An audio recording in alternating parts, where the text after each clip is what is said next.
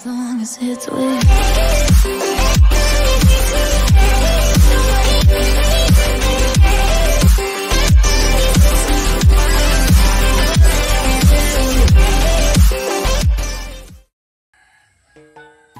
Isang magandang araw na naman po sa ating mga viewers. Nandito naman po tayo sa panibagong episode ng ating channel upang silipin po ang isang rice field, residential rice field po ito sa bayan po ng Kuya po, Nueva Ecija. So ang layo po natin sa Metro Manila is 2 to 3 hours drive.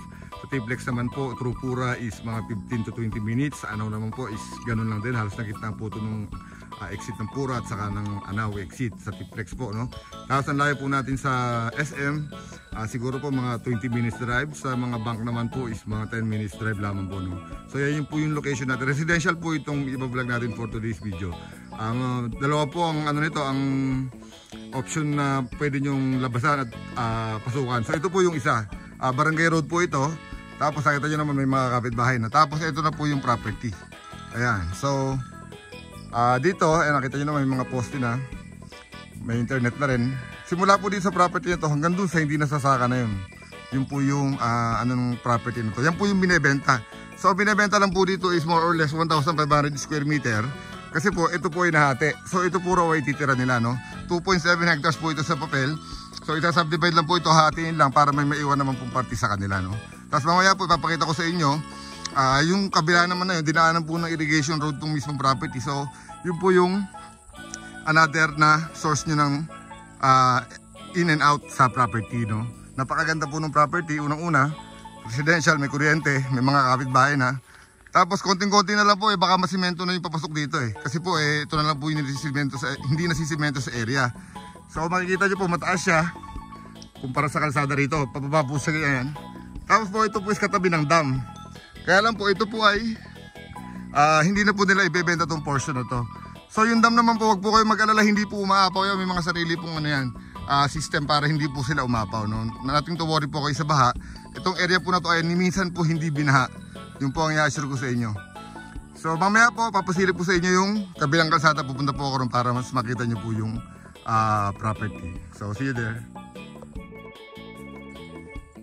So ito po yung irrigation road na sinasabi ko na humati ron sa property. So papansin nyo po is may irrigation canal. Irrigated po talaga tong lote. Ibig sabihin po ito ay umaani ng 100 sa rainy days, 150 sa rainy days. Tapos pwede pong madoble yon during dayatan or second cropping, no?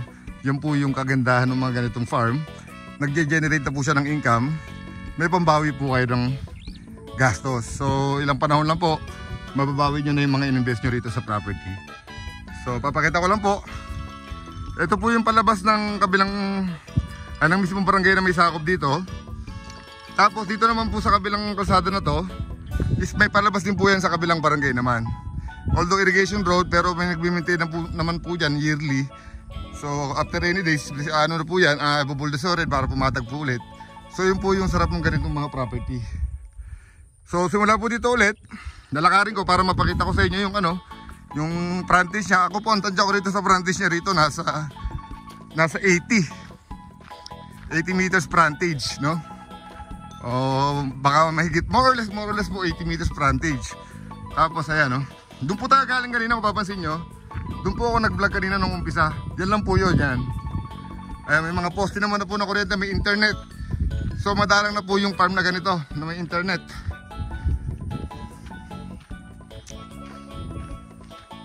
Dito ba, SBM? Wala palang 80 meters, akala ko doon sa kabila. So mga ano lang to, mga 40 o 50 meters frontage lang. So hanggang dito lang pala, yan. Padiretsyong ganon. Patatsulok siya, tapos dito naman tumatsulok din.